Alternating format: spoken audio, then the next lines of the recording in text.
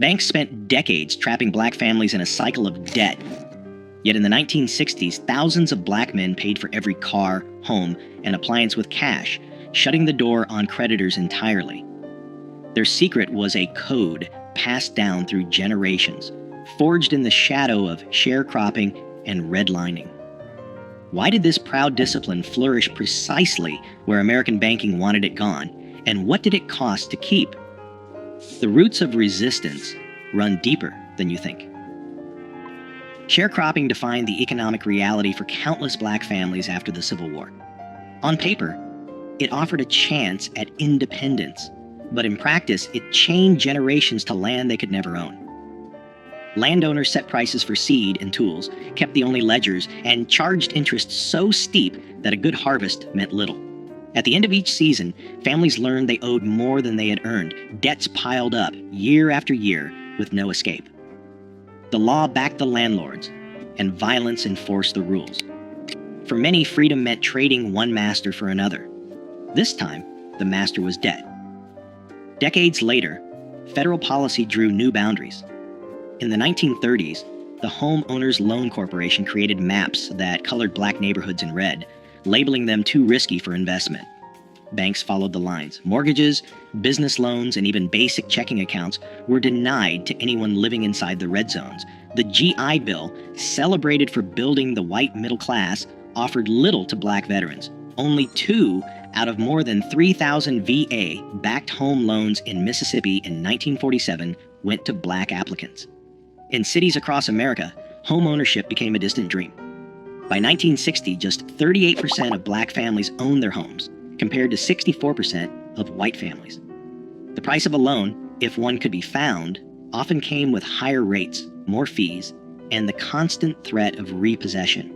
These policies did more than block access to credit. They taught that borrowing from banks could mean losing everything.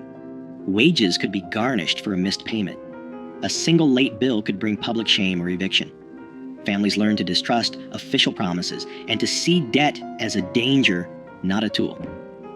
The lesson passed from parent to child. When you owe, you are not free. Cash became the shield. Every dollar seed was a step away from the trap. In the shadow of these systems, a code of self-reliance grew, not out of myth, but out of necessity. The discipline to avoid debt was not just pride, it was protection against a world built to profit from black hardship. A father stands at the counter, bills stacked in his hand, eyes steady as the salesman counts every dollar. No loan paperwork, no interest rates, just the slow, deliberate handoff of hard-earned cash. In kitchens across the country, this scene played out for refrigerators, washing machines, even used cars, anything big enough to threaten the family's security if it came with a monthly bill. The ritual was the same, months, sometimes years, of saving, each payday bringing the goal closer. The cash might be hidden in a coffee can, tucked behind flour in the pantry, or slipped beneath a loose floorboard. On the day of the purchase, children watched as fathers smoothed out creased bills that had passed through too many hands to count. Each dollar carried the weight of sacrifice, a skipped treat, an extra shift, a winter coat handed down one more season. Ownership meant more than pride. It meant safety. A car paid in full could not be repossessed after a missed payment. A refrigerator bought outright kept food cold, no matter what happened at work. The family's roof stayed over their heads because there was no mortgage for a bank to call in. The lesson was clear. If you could not pay cash, you waited. Debt was not just a number. It was a risk, a lever someone else could pull to take away what you had built. Stories passed down in living rooms and on front porches told of neighbors who lost everything over a single missed payment. The warning was woven into every decision. Don't owe nobody. Fathers taught sons to count their bills twice, to demand a receipt, to walk away from any deal that required a signature promising money not yet earned. Even the smallest purchases came with a sense of ceremony. The act of paying in cash was a declaration no bank, no landlord, no creditor could claim a piece of what was yours. The discipline ran deep. No matter how tempting the new model or the salesman's pitch, the answer stayed the same: cash on the barrel, or nothing at all. This was not stubbornness for its own sake. It was protection, passed down from men who had seen what happened when debt crept in. The pride in ownership was quiet, but fierce. Each paid-off possession was proof that freedom could be claimed, $1 at a time. Every household had its own system, but the kitchen drawer was sacred. Inside, envelopes lined up like soldiers, each one marked in careful handwriting: rent, groceries, light bill, church, a little for savings. On payday, Mother sat at the table with stacks of cash, counting out each dollar by hand. No calculators, no bank statements, just memory and discipline. The ritual never changed. She would break the bills, fold them once, and slip them into their envelopes.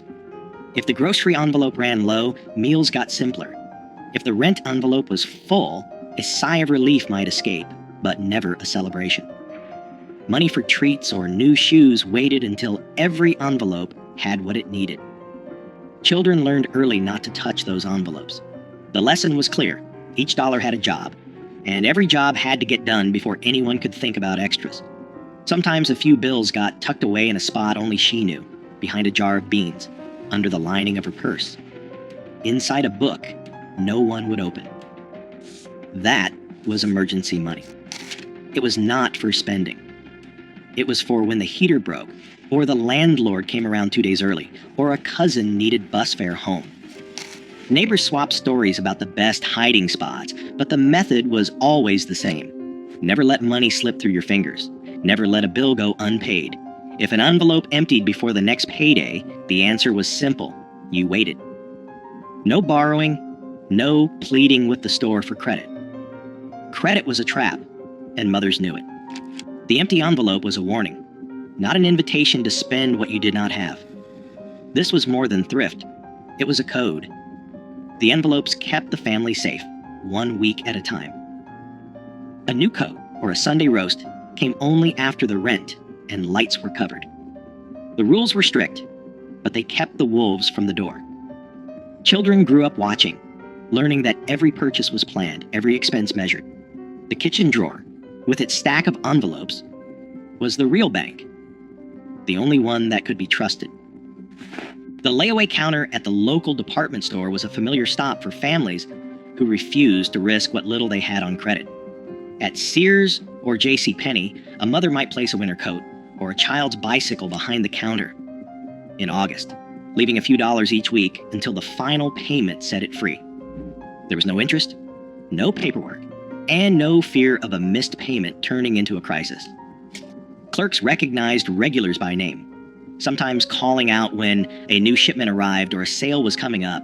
Each payment was recorded in a logbook, a quiet tally of patience and discipline. The item stayed locked away untouched until every dollar was paid. Then, and only then, did it belong to the family. Around the holidays, banks and savings clubs ran ads for Christmas clubs, inviting customers to deposit a little each week. By December, the bank handed back the total in cash, ready for gifts or a special meal. There was no temptation to borrow or run up a tab. The Christmas Club passbook, stamped with each deposit, became a small badge of pride.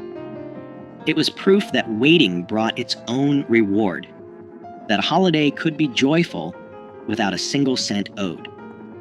For families who remembered the shame and danger of borrowing from landlords or store owners, these systems offered something rare: control.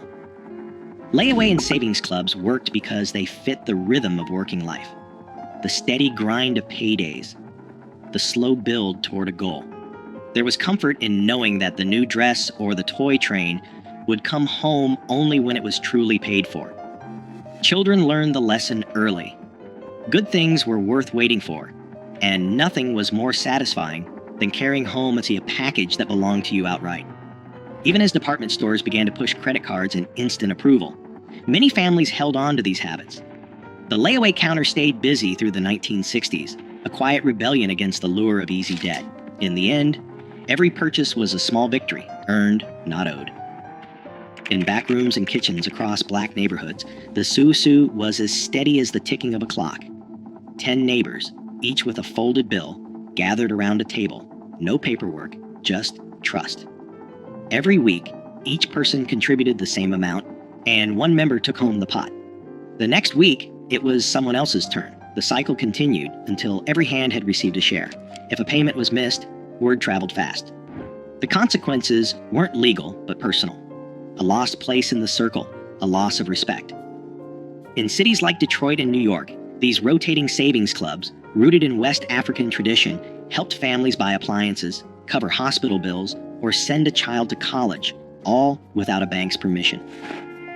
Barter wove another safety net. A mechanic traded a brake job for a basket of tomatoes. A seamstress hemmed pants for a sack of potatoes. Skills moved through the neighborhood as quietly as cash, and every exchange kept money close. Repairs stretched the life of radios, shoes, and washing machines. Nothing was wasted. A broken toaster found its way to the neighbor with a soldering iron and a knack for coaxing life from tired wires. Oral histories recall how these trades built a web of support, sidestepping the need for credit and keeping families afloat. Churches anchored these networks. Sunday offerings funded more than sermons. They paid for groceries, rent, or a few dollars slipped into a father's hand after service. The help came quietly, with the understanding that one day the favor would be returned. Sermons warned that debt was a shackle, not just a number. The church's aid was both spiritual and practical, reinforcing the lesson that freedom meant living within your means. Insurance agents from North Carolina Mutual and Atlanta Life walked door to door collecting dimes and debit books. These small premiums bought peace of mind, a dignified funeral, a cushion for hard times. The agent knew every family by name. Miss a payment, and the agent returned, not with threats, but with concern. Accountability ran both ways. Each system, susu, barter, church, insurance, rested on a single rule: take care of your own. Pride in these arrangements ran deep, proof that even when banks shut their doors, Black families could build wealth, protect each other, and remain free from debt. Credit offers began arriving in mailboxes, thick envelopes promising instant approval, and a line of credit with no questions asked. The language was slick: buy now, pay later, no money down, just sign and take it home. Department stores and national banks, locked out of Black neighborhoods for decades, now saw a new market. They sent out applications by the thousands, sometimes addressed to resident or occupant, hoping to catch anyone willing to bite. The numbers looked tempting: a bank AmeriCard with a $500 limit, a Sears card for new appliances, a department store line for back-to-school clothes. But the fine print told a different story. Interest rates hovered at 18%, sometimes higher. Annual fees chipped away at any savings.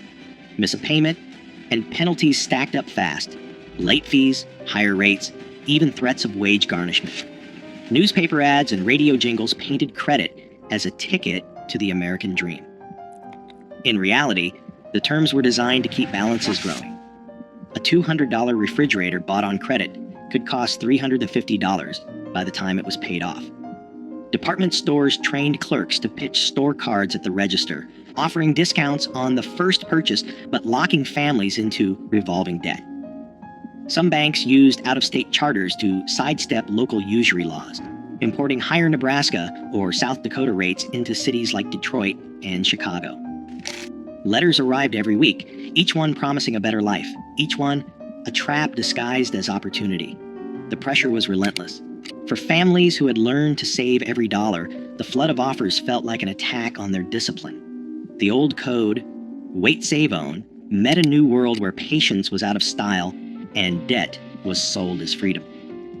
The first cracks appeared when neighbors started showing off new furniture or cars bought on credit, the price hidden behind a monthly bill. Banks called it progress. For many, it was the beginning of a new kind of risk. The old rules began to slip away in the late 1960s. Factories that once offered steady paychecks shuttered their doors, leaving entire neighborhoods without work. In Detroit, Chicago, Newark, and Watts, unrest swept through the streets. Businesses boarded up windows or left town altogether, taking jobs and stability with them. The corner stores that once offered layaway stopped offering the service, shifting to cash or credit-only policies as insurance costs soared and profit margins shrank. Families who had always relied on cash found their budgets stretched thin by rising prices and shrinking incomes. Savings, hidden in coffee cans and envelopes, vanished quickly when paychecks stopped coming. The Susu circles, once tight and reliable, struggled as members lost jobs or moved away. Even the church, a last line of defense, faced dwindling offerings as more families needed help than could give. The safety nets that had protected generations began to fray. Some men took on odd jobs or hustled for cash, but the steady grind that had made saving possible was gone. The discipline that had kept debt at bay became harder to sustain when every dollar was needed just to get by. Temptation grew as neighbors, desperate to replace what was lost, began to accept the credit cards and easy loans that filled mailboxes. The old warnings, never owe, never sign, faded under the weight of layoffs and closed factories. What had once been a badge of pride, living debt-free, felt less like a choice and more like a memory. The habits of patience and self-restraint, passed down for decades, were tested by forces no envelope system could hold back. In the space left by lost jobs and broken trust, debt began to creep in. Quiet at first, then all at once. Today, consumer debt in Black communities stands at record highs, while payday lenders crowd out old systems of mutual aid. The strategies once born of necessity now hold a blueprint for financial resilience, especially as predatory credit adapts with every decade. The question isn't whether those cash-based codes still matter. The question is, who has the power to remember and who profits if we forget? Let your thoughts spark the conversation.